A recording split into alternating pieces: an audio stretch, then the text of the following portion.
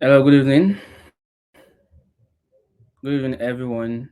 This is nice to be here. I want to confirm if anyone can hear me before I proceed. Mr. Peter Akinola, are you with us? Okay. I would just like to confirm before I proceed with today's class. Good evening, everyone. Um, Nice to have you all again today. So yesterday was the convocation, and we actually shared with you all on what we are bringing, bringing to this School of Asset Management, right? And I would like to thank Mr. Peter Okinola for making us among the pioneer faculty members. It's really a privilege, really an honor, and I'm going to be like you said, like I said yesterday, rather. I'm going to be taking the real estate session, right? And before I delve into my part, I would just like to say some few things. Number one, I'd like to say, this is a very, very good initiative, and it is actually geared towards, making people um, financially aware, right? Because a lot of persons rather, are not having this kind of education, which is a very vital education. Apart from one we get from our conventional tertiary schools, we also need to, I feel this is one of the topics that needs to be added to the curriculum. Everybody needs to be aware of finances. Financial intelligence is a very, very important topic because you know um, you might have the money, and if you do not manage the money, there's no way you can build wealth with it. And our drive, our why is to make money. Like everybody is, because you use money is like a fuel. You understand? So you use to fuel your passions and other things you want. If you want to go into your humanitarian services, you want to do a lot of things, travels. You need money. So money is like a fuel, and the absence of money is actually very, very, devastating, right? So it's one thing for you to have money, it's one thing for you to know how to well, manage it very well. And this is what the course is all about, right? So I'm taking the real estate section, and I'll be having other of my faculty members doing justice to other assets like stocks, bonds, forex, cryptocurrency, vehicles that will make more money for you, right? So I want to implore everybody to take this course as take this course very, very, very, very seriously, right? So today we're talking about real estate investing 101. You know, so this is a guide I prepared a long time ago. I've added some few things because of this both of this class because this is more advanced. I also want it to be more richer than what it is before because this is School of Asset Management, right? So there are more advanced things you need to know about each vehicles, right? So, however, I know we won't be going deeper. There will be more advanced classes than this, and I think there will be also mentorship classes too. So, but however, this is a very rich version. I've had the slide I think a year ago now, but I had to put in more other things to make this richer. So let's just delve into it. So what we're going to be learning today is in three sections rather. So today will just be on two sections, right? So we are going to be learning on how you can build a strong financial base. You are going to be learning on understanding what real estate really is, and the third one is how to be a game player, right? So I think um sorry, section one and two will be part of what we're going to be discussing today. While section three is going to be the last my second class, right? Because that one I dedicated section three to for a whole class because that is where the main juice is, right? So this is just like an introductory class. Right? So um, before I delve into it, I would like to know reasons why you need to listen to me. It's there's this proverb that says in Yoruba. I don't know. if everybody's Yoruba here, but I'll try my possible best to, translate it. He said, "Ẹni tá bá fẹ́ dáṣọ fún tọrùn ẹ̀ là ń wò" we get. So whosoever you want to get advice from, you first look at, what has he or she done, in that respect. That's why I'm bringing this up so that you can, be comfortable with what I'm going to be telling you now. So this is what I've done. I started as a freelance marketer, write properties. So that's like my first baby, right? As an entrepreneur, I started in school then. So what I was doing then was generate interested buyers in real estate. I followed them up and I closed them. That's basically what I was doing then, because I was also doing some other things on digital marketing. So I was kind of, I kind of understand the online terrain and how to, get clients. So that's what I was doing then. Then afterwards, when I finished school, I became a business developer at Novaric Homes, which is a real estate company. So what we do there was, develop products. I was the one in product development process, right? And when there's a new product in town, the kind of naming we are going to give it, the nomenclature, the strategy for marketing, the brochure, the materials for marketing, everything I was involved in it. I facilitated inter-brand collaboration. That's like a P2P collaboration. Collaborating with other companies that might have our customers in hand. You know, uh, they might have our customers at target market. And working to have a win-win collaboration with them. So then I proceeded to being a product manager rather. So this was when I delved into technology a little bit. Uh, my role then was to oversee the engineers and the UI UX designers. I'm coming up with a product. So then we're trying to build a product on how you can save to own, like an app that allows you to save to own a property for as long as 2 years, right? So you have your dashboard, you create a profile, and you keep saving. You pick a property rather, then you keep saving till you meet the property savings goal. So we've calculated everything, the legal implications, the interest per time rates, everything is there. Yeah. So then I moved out from Novaric. I went to Zelos. I became a you know operations manager. So my goal there was just mainly to recruit people to sell for the company. And I think in less than 2 years we generated a billion naira in sales for the company. Alongside my team and my immediate boss, right? So we were able to recruit in 200 business associates. Then in the year 2021, we became the best subsidiary company under Zelos Group. Right. So these are a few things that there are other things, but these are just a few things I'd like to share with you. To you know, then also I've been privileged to speak, in capacity of real estate, among industry leaders also too, right? Then also, these are just awards that I got from my sales strides, with several companies, and you know, so that's just basically it. So let's go into the class proper, right?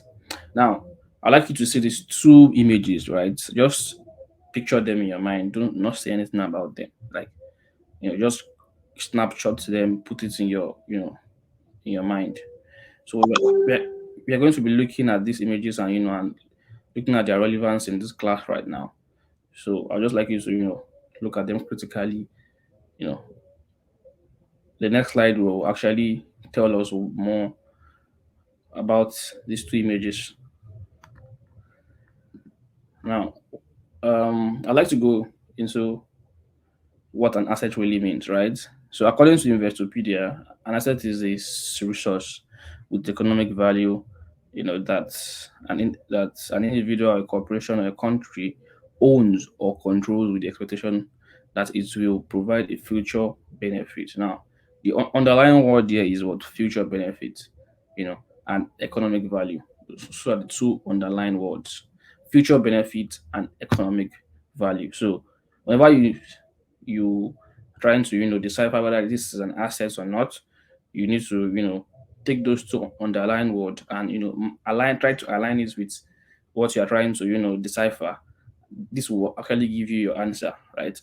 So for something to be called an asset, it has to have an economic value. It also has to have a future benefit, right? So what do we mean by economic value? Value placed on an economic good based on the benefit that they derive, from the good, right? So going back to the slide, I would like you to tell me in the comment section, like, which of this is an asset, which of this is a liability, right? Or which of this is an asset and which is not an asset, right? So tell me, is it image A that is an asset, or image B that is an asset? Let me know in the comment section below right now. Before we move on. So I'll give like 30 seconds to do that. So remember, economic value and future benefits. Economic value, future benefits.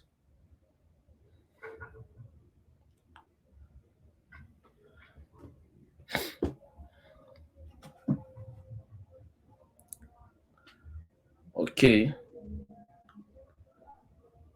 Okay, let's move on. Let's move on. Let's move on. So according to our definition, you can see that the image A, which is the car, is not really an asset. Why image B, which is land, is an asset? Because over time, car value is going to depreciate, right? Because they are bringing in newer models day by day. There's a newer version of car, so you cannot expect a 2014 car to be more expensive than a 2018 car, right? Because over time, likewise gadgets, you know, the value is depreciating over time. So there's not really a future benefit. There's not really an economic value attached to it, right? Also, the land is an asset because over time land appreciate because there's scarcity of land. Land newer lands are not made, right? Newer lands are not made. We already have a fixed land mass, of the earth. So there's a limited supply of land, and there's an increase in demand of land. And when I know in the economic space, when there's a limited supply and increased demand of something, the value what increases. So the economic value is there in land. So land is an asset. Why the car is not an asset? Now let's go into current and non-current assets. Current assets are actually assets that you can quickly make use of. They are liquid assets. Yeah, and examples are cash. The cash you are holding is a current asset. Why the non-current assets are ones that are that cannot be turned into cash, that cannot be turned into money as soon as possible. For example, investment, especially the long-term investment, which are the properties, your intellectual property, your tangible property. You understand? So these are non-current assets. Right? So these are kind of assets that we have. So we've been able to decipher what an asset is and what is not an asset, right? So so what is not an asset. So anything that that leads to cash outflow without an expected inflow is not an asset, right? It leads to cash outflow not without an expected increased you know um, inflow back to your account is not an asset, right? So no future economic value, like I said earlier, and it's also what we owe, which can also be referred to as liability. So you can see here that an asset is actually greater than a liability. So what we must do is that we must always look for avenues to increase our assets and decrease our liabilities. So now this is the wealth creation loop. Now a loop is something that like goes on and on and on. It goes on and on. Like how do I put it? Uh, try to look for an analogy to use. Um, okay, it simply means that from point A to point B to point C, it comes back to point A to point B to point C like that. Come back to point A to point B to point C. So it's in a continuous motion like that. You understand? So this is a wealth creation loop. It shows how wealth is being created, right? So the first thing is that you earn an income, right? Second thing is you save, then you invest, right? But however, yeah, the um, second step can actually be skipped, right? So you can just earn and you tend to invest your money straight. But in real sense, you are actually saving before investing. So uh, one of the framework I use for savings is the 50 30 rule. Um, uh, is actually a rule for budgeting, right? So from your income, you take 50% for your wants, you take 30% for your needs. Sorry, 50% for your needs, you take 30% for your wants, then you take 20% for savings, right? So 20% of your income is being saved, to invest on later, or to actually, probably maybe purchase something, maybe for travels and all that, right? But for the wealth creation loop, you earn an income, you save part of your income, then you invest. That investment simply means to multiply what you have saved, right? Now, this is a very very good book, one of my best book ever, like till now. At least at this, I think it's ranked in the top five, right? So it's actually Richest Man in Babylon. So and this is one this is the parts I like most, right? Seven cures for lean pulses, right? So it simply states the seven cures for a lean pulse, right? So that means if you want to fatten your pulse, these are the seven steps you need to take, right? So the first thing is to start fattening your financial account. That is, engage in high income skills. Start getting money into your account, right? So, and how do you do that? Is by you to, engaging actively in income generation, um, what they call it, in- income generation activities, right? So either by being self employed, or or working under somebody, or being a business owner, right? So second one is like controlling your expenses. That's savings and budgeting. Then third one is making your savings multiply. Then other ones that include ensuring your investment and your savings. Owning your home, ensuring your future income, increasing your ability to earn. But however, we're just looking at two of this under this seven cures of lean process. So now this is just a principle of savings, right? Like we said, in the previous slide, control your expenses by saving and budgeting, right? You have to have a strict budget so you can save a substantial amount of your money, right? So you start saving sooner. Something is better than nothing. Stay disciplined, track your spending. So these are principles of savings, right? That can keep you how I put it, that can keep you on track. So if you follow this principle of savings, it will help you um, save a substantial amount of your money, right? So what can you save? You can save in piggy bank. That's the conventional traditional method of saving, right? You can save with cooperatives. You can save in commercial banks, savings app. You can save in asset savings schemes, right? So these asset savings schemes are actually saving in a particular um, environment that more like put it. For example, there's a product in my company, but however, um, it has been phased out now, right? So what we do is that we encourage people to save money, you know, in our accounts, right? So what we do with the funds is that we invest in properties, and after a period of a year, you are eligible to like 20% interest in your of your saved amount rather. You get, so it's like that. So that's called an asset savings scheme. So you're saving in an environment that you know deals with tangible assets. So the money being saved is used towards real estate, development, and definitely it's going to yield interest for you. Right? So for investment, gold in the purse is gratifying to own, satisfied, immeasurable, so but earns nothing. So this simply means that you saving without getting something on it. So that's where investment comes in, right? So investment simply is you multiplying what you've saved, right?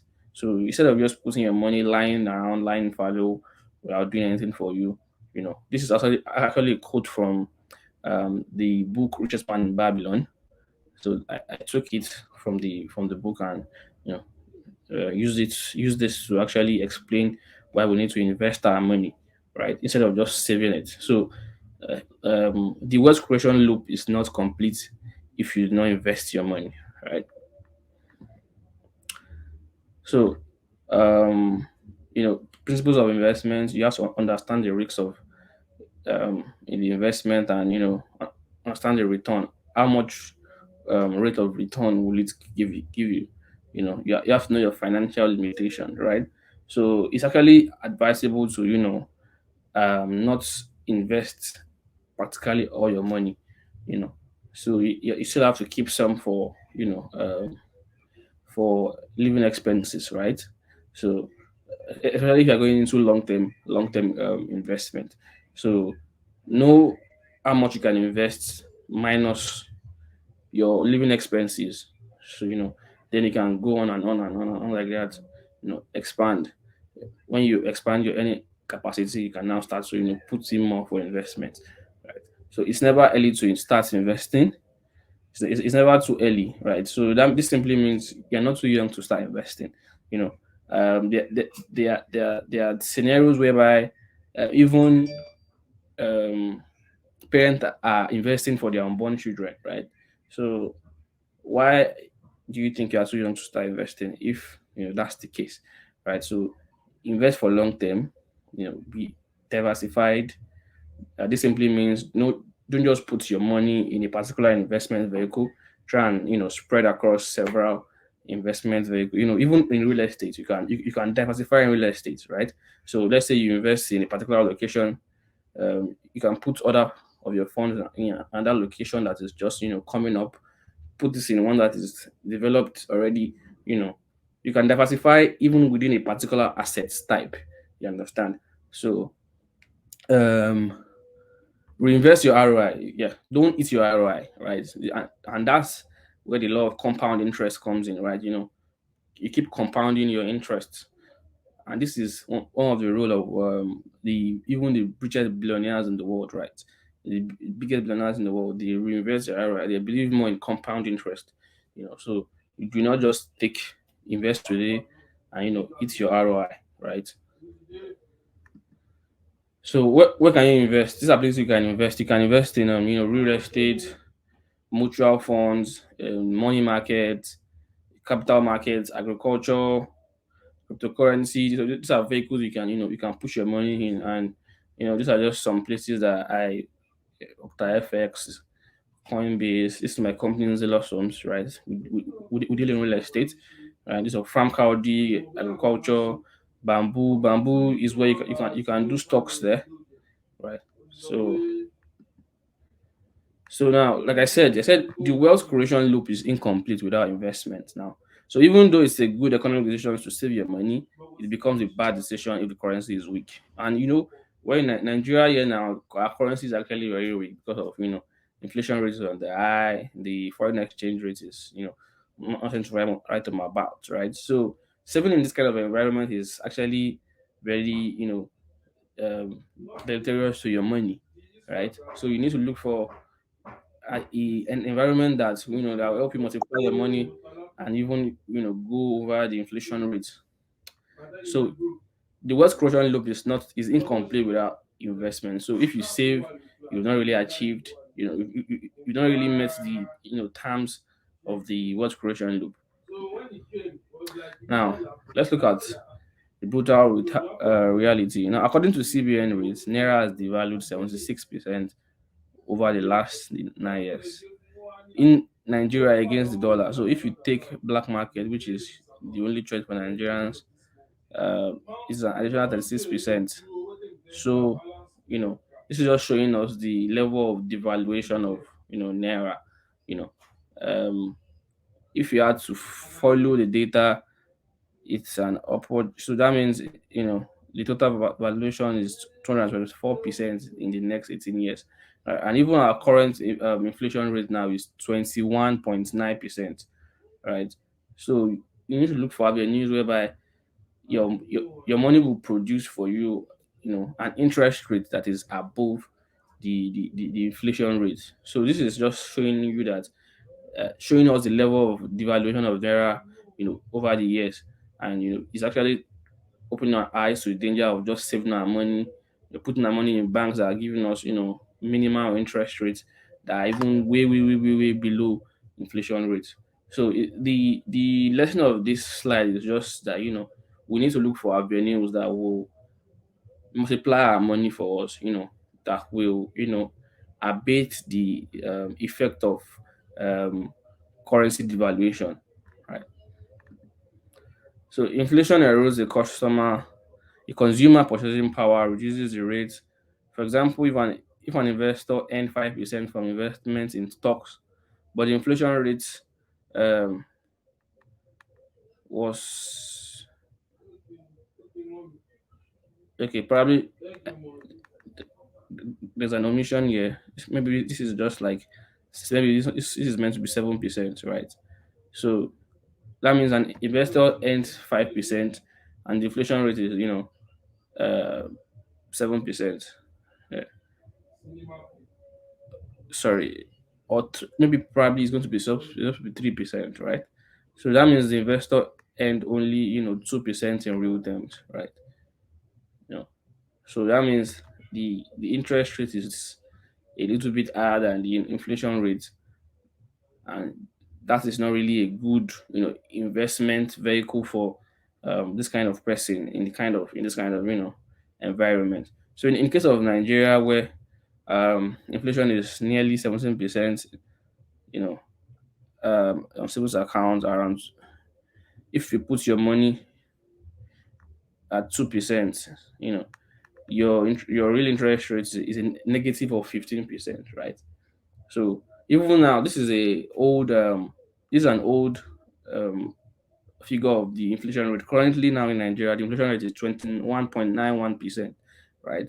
So looking at this example here, the inflation rate is 17%, right? And you go in a place to just save your money that will give you 2% interest on your savings, right? That means 2 minus 17, that is minus 15. So there's a negative 15%, you know, on your money because of the inflation rates currently in the environment you are putting your money. So this is just like, trying to reaffirm that you need to look for environments that will give you more returns, more than the inflation rate of that particular environment at that particular time. So this is just showing the interest rate of different banks as at today. Um, so this is for savings app, Cowrywise and PiggyVest. For the fintech apps that we have there. So you can see that it is not enough for us to save, right? That is just the main lessons of this previous slides, right? It is not enough for us to save. We must find ways to, you know invest our money, to multiply our money, to go above the inflation rates of the particular um, environment.